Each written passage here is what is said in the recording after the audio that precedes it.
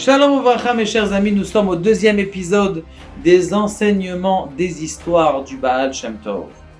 Il y a le Baal Shem Tov qui avait une fille qui était adoptée chez lui. Et cette fille-là, Baruch Hashem, il a fait grandir, et quand il a fait grandir, il lui a trouvé un bon khatan.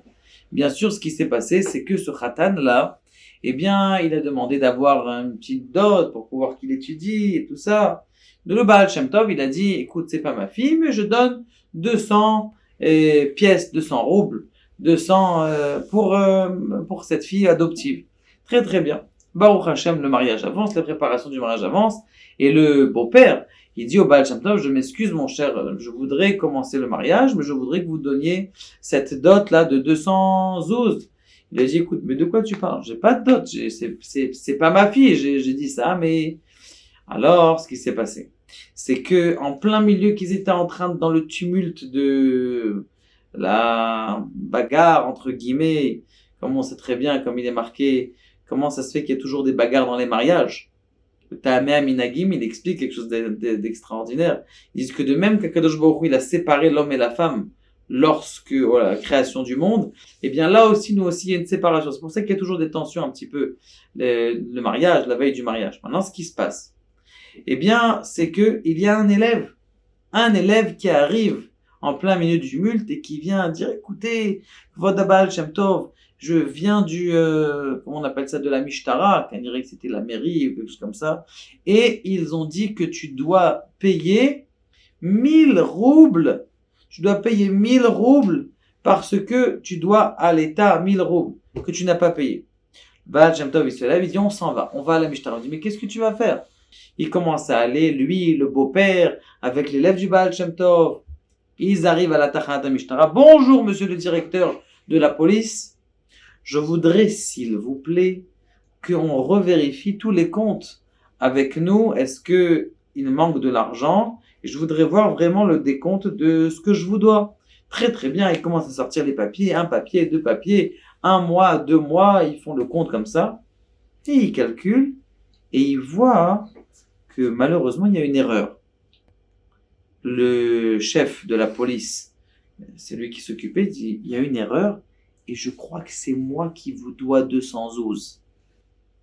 Je crois que c'est moi qui vous dois 200 zouz. Je m'excuse, je vous ai demandé 1000, mais en vérité, vous avez une avance de 200. Je dis, alors très très bien, si ça vous dérange pas, vous pouvez me les payer maintenant, parce que je dois marier moi ma fille adoptive. Il était très confus, le chef de la police, et donc il lui a donné ses 200 zouz. Il est reparti le Baal Shem Tov, et l'autre il était encore plus confus, il a dit, regarde la grandeur du Baal Shem Tov.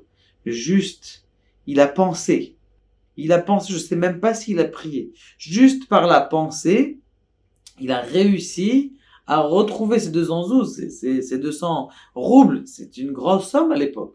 C'est pas genre... Et donc, là maintenant vient les enseignements de cette histoire.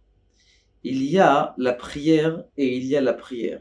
On a vu la semaine dernière qu'il y avait une notion de concentration à l'intérieur de la prière. C'est ce qu'on appelait les olamot, c'est-à-dire d'avoir conscience profonde et géante qu'en vérité notre prière n'est que des mots, mais qui sont à l'intérieur des mondes qu'il y a dans chacune des lettres, des mondes extraordinaires et infinis.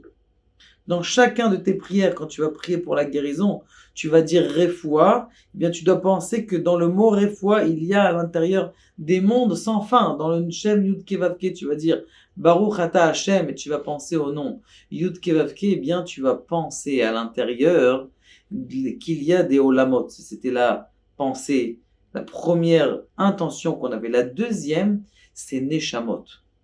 Neshamot, c'est pas qu'il y a uniquement des mondes infinis, mais qu'il y a aussi des âmes des hommes, des âmes qui sont de toutes les tzadikim qui sont dans les générations. On sait très bien que quand le Mashiach arrive à venir, eh bien, il va avoir une résurrection des morts de plus de 80 millions d'âmes, si c'est pas 800 millions. C'est 17 000 shurot de 50 000 tzadikim. Je répète, 17 000 rangées de 50 000 tzadikim. Fait 17 000 fois 50 000. Eh bien, ça nous donne des chiffres en millions. Ça veut dire qu'il va avoir beaucoup d'espace. On va me dire comment il va avoir pendant d'espace quand le Mashiach va venir. Mais on sait très bien que Eretz Israël, il s'appelle, elle est combien? 850 millions. Eh bien, il va avoir, la terre d'Eretz Israël, elle va grandir. Tout autour de Jérusalem, il va avoir de l'eau. Et donc, ce qu'il y a, c'est que grâce au fait que tu as cette notion, que ta prière, elle a la force de tous les gens qui ont prié, qui ont dit Eloké Abraham, Eloké Yitzhak, Yaakov. Je crois qu'il y a que toi qui prie comme ça. Il y a des neshamot, plein d'âmes à l'intérieur de ta prière. Tu dois avoir la conscience de cette neshamot. Ça, c'est la deuxième notion de l'enseignement du Baal Shem Tov. De mettre à l'intérieur de la prière aussi tous les tzadikim qui ont prié avant toi.